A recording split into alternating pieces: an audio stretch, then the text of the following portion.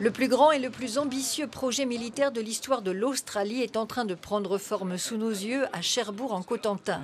Ce petit bâtiment est la première étape d'un partenariat au long cours entre la France et l'Australie, deux pays aux antipodes qui pourtant défendent des intérêts communs.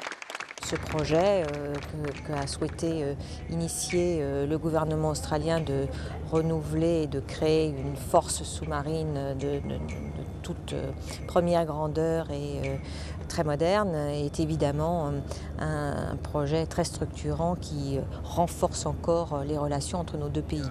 Pour le Premier ministre australien, c'est une question de souveraineté nationale. L'Australie doit être le maître absolu de sa destinée. Et une flotte sous-marine garantit cette maîtrise. C'est précisément pourquoi mon gouvernement a pris la décision de construire nos futurs sous-marins en Australie.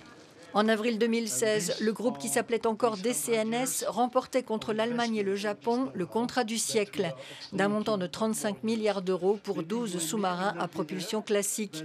Des sous-marins inspirés du Barracuda, mais qui restent à concevoir. C'est dans ces locaux que Français et Australiens vont y travailler ensemble. C'est un autre sous-marin, donc c'est un nouveau défi.